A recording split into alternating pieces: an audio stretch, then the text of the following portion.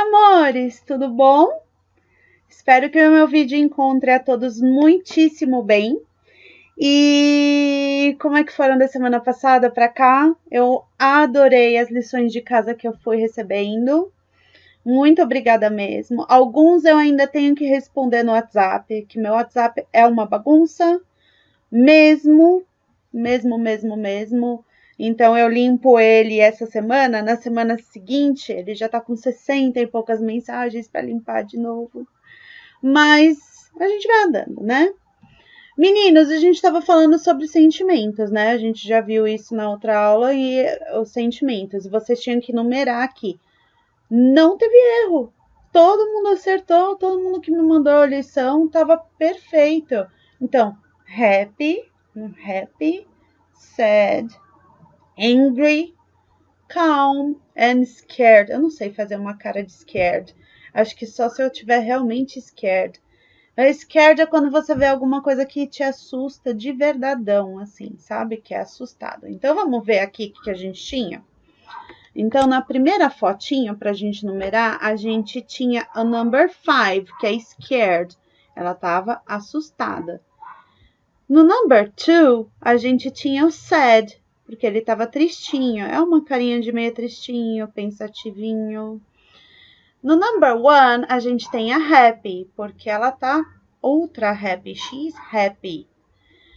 Here, she's angry. Ela tá com cara de bravinha. She's angry. Eu já falei para vocês, né? Angry birds são os passarinhos que estão bravinhos com os porquinhos. Então, em number 4, a gente tem uma expressão de calma, que é assim que acho que a maioria das pessoas gostaria de estar na vida. Calma e feliz. São as duas melhores expressões que tem aí. Apesar que a gente não consegue dar valor pro calma e pro happy se a gente não tiver passado, às vezes, por pelo menos um angry or sad, para dar valor e entender o que significa uma coisa ou outra. Depois conversem com o papai e mamãe a respeito disso, tá? Descendo um pouquinho no livro, a gente tem a atividade que eu falei na semana passada que a gente ia fazer essa semana, que é um joguinho. Na verdade, a gente vai fazer 2 atividades essa semana, né? Então, a gente tem um joguinho aqui e é para jogar de 2 pessoas. Vocês vão fazer o seguinte, ou o papai, ou mamãe, ou o tio, primo, com quem tiver aí, vocês têm que falar as expressões direitinho. Então, vamos repetir a pronúncia. It's happy. Por que it's happy? Porque aqui, ó, eu tenho uma coisa que tá feliz. Eu não tenho uma pessoa para eu falar she, uma menina. Eu não tenho um menino para eu falar he. É uma coisinha, um desenho. Então, esse sujeito vira o it, tá? It is happy. It is scared. It is angry. It's sad. It's calm. Então, vamos lá de novo as a pronúncia. Então, it's happy. It's scared. It's angry. It's sad.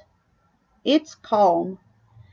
No de baixo já muda, porque é justamente para vocês treinarem a pronúncia. Muda a ordem, tá? Continuam as mesmas emoções, mas a ordem inverteu. E aí, o que vocês vão fazer? Na página que eu vou mostrar aqui para vocês, sabe no fim do livro, quando a gente tem aqui o additional material, a gente já usou isso na unidade 2, quando a gente ainda estava em aula. Então, vocês fizeram um dado e vocês fizeram uns pinos. Se vocês não têm mais esses dadinhos que a gente fez, até porque já tem um ano quase, o que vocês vão fazer? Vocês vão pegar um regular dice, um dado regular, e vocês vão jogar o dado que vocês tiverem em casa. Às vezes, a gente não tem, por exemplo, pointer, né? A gente não tem aquele pointer. Então, a gente pode pegar algum outro pointer qualquer. Então, por exemplo, pega um carimbo para ser pointer, pega um liquid paper para ser pointer, um durex, uma borracha e por aí vai. Vocês só precisam de um pointer para saber onde vocês estão no jogo, tá? Então, vocês vão pegar, quem tirar o maior joga o dado para saber quem vai começar. Depois que jogar o dado para saber quem vai começar, aí joguei. Aí vamos supor, caiu aqui. tirei 2. Aí eu andei uma casa, 2 casas. A pessoa, para poder jogar, passa a vez, né? Para a pessoa jogar o dado de novo, ela tem que ter acertado essa pronúncia. Ela tem que falar it's scared. Isso é, ó, scared. É como se eu não estivesse falando esse E. Então, você tem que acertar a pronúncia direitinho, tá? Para poder jogar o dado de novo e continuar jogando, tá? Ganha quem chegar aqui. Opa! Ganha quem chegar no final primeiro, tá? Tranquilo, né? Sem problemas, eu acho aqui. Então, meus amores, agora entrando em outro assunto aqui, tá? Lembram que no início dessa unidade, na página 62, page 62, a gente começou com o autorretrato do Van Gogh? E nesse autorretrato a gente começou a aprender as partes do corpo, like nose, eyes, mouth, chin, ear, my ear. Então a gente começou com essa parte, né? A gente vai ver um pouquinho mais de autorretrato para vocês se inspirar, porque vocês vão fazer o autorretrato de vocês. Olha só. O Van Gogh, ele usou esse estilo com a pincelada dele assim bem marcada. E você vê que é de impressão, né? Você tem uma impressão assim de longe, se você fechar o olho assim, você vê muito melhor até. Você tem uma ideia melhor. Mas esse estilo dele, na época, não era tão valorizado. Depois que ele veio a falecer, esse estilo foi extremamente valorizado por outros pintores, tá? Vou mostrar aqui outros estilos para vocês. Só um minuto. Então, olha, gente, é para agradar meninos e meninas mesmo, né? A gente começa aqui com a Frida Kahlo. Hoje em dia ela é moda, mas ela foi um expoente de feminismo. Porque ela foi uma das primeiras mulheres a não tirar o buço. E, por exemplo, eu não sigo o modelo da Frida, porque a minha sobrancelha, na realidade, é grudadinha assim que nem a dela, mas eu tiro ela aqui no meio. Ela não quis se submeter a esses padrões, então ela manteve coladinha. Outra característica dela, vocês podem ver esse buço marcado. Ela resolveu também não tirar, porque ela lutou para defender o conforto feminino, porque dói, né, gente? Vamos falar a verdade que dói. E aí a gente segue um padrão estético imposto pela sociedade. Eu, particularmente, minha opinião pessoal, eu prefiro seguir o padrão imposto pela sociedade nesse sentido, porque eu acho que, para mim, funciona melhor, mas eu tenho amigas que trabalham com esse estilo da Frida, assim, como a característica pessoal dela, tá? Vocês podem ver que aqui, ó, vocês, ao invés de usar tinta, porque no caso dela, ela usou bastante, a pincelada dela não é marcada. Diferente do Van Gogh, a pincelada dela não é marcada. Então, com o lápis de cor, vocês conseguem fazer esse tipo de iluminação. Tem um monte de vídeo no YouTube que ensina vocês a pintar. Bem legal. Em seguida, a gente tem o Andy Warhol. O Andy Warhol foi um artista mais ou menos que ficou bem famoso entre a década de 60 e 70 do século passado. Eu sou do século passado, gente. Eu nasci em 1980 e alguma coisa. O Andy Warhol estava quase falecendo. Ele usava muita cor. Ele criou a arte pop. Ele pintou latas de sopa. Ele mudou o estilo. Daqui, por exemplo, você pode ver que ele não usou só o pincel. Ele usou um pouco de serigrafia. Vocês podem pesquisar o que é serigrafia. Para quem gosta de artes, tudo isso que vocês pesquisarem vai ser sensacional. Porque justamente uma coisa que o Colégio de Letras e a FTD faz com o material, né, da FTD, ele junta inglês com artes. Como eu estudei artes antes de estudar inglês, então eu sei bastante dessas coisas, porque eu amo de paixão, né? Então esse é o autorretrato do Andy Warhol. Muita cor, ele mesmo tá laranja, ou seja, eu tô dando exemplos para vocês serem livres. De repente, no autorretrato de vocês, vocês têm a pele roxa. Entendeu? Eu quero que vocês sejam livres para expressar a criatividade de vocês nesse trabalho, tá? Já o Salvador Dalí, ele veio de um outro estilo. Você também não vê pincelada marcada aqui. Você não vê marca do pincel.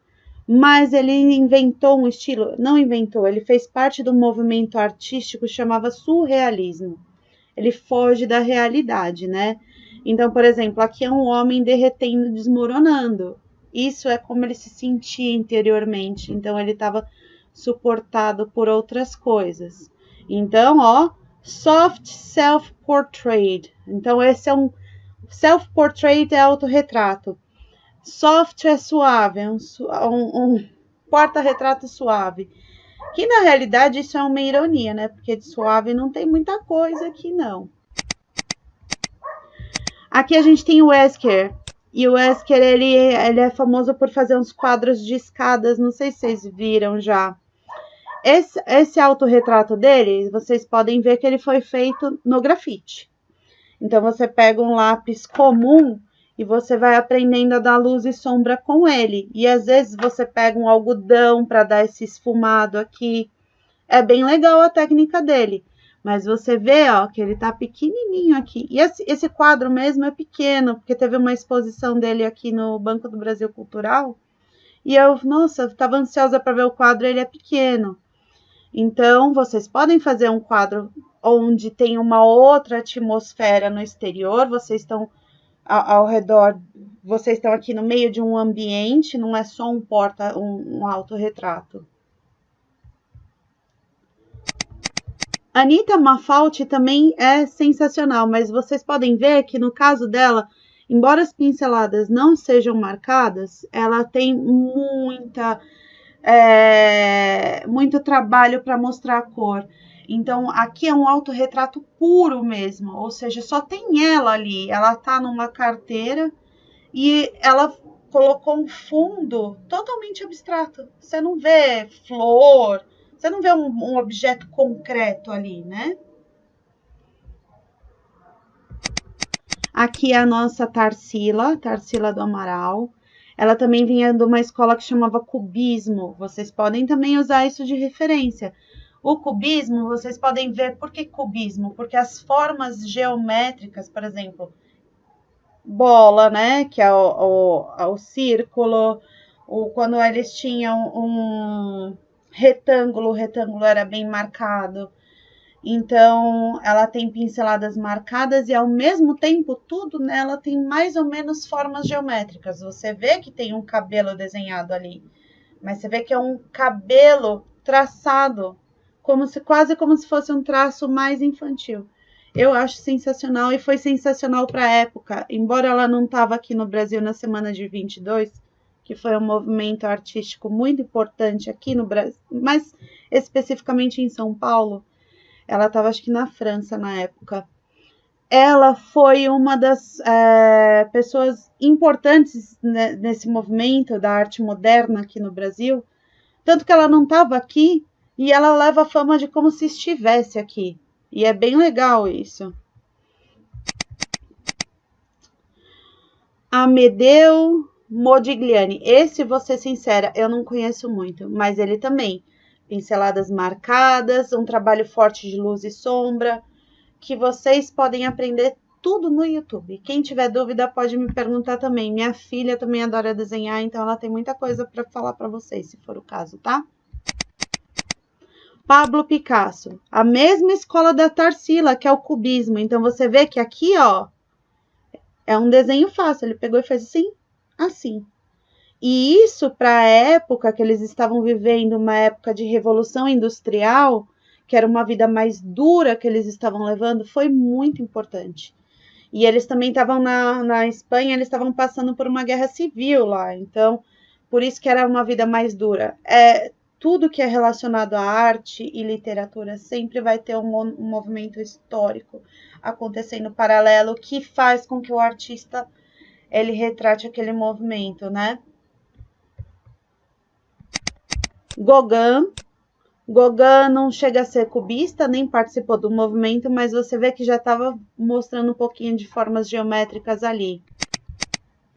E o nosso gênio Da Vinci, teve uma exposição do Da Vinci até a época do carnaval, mais ou menos aqui em São Paulo.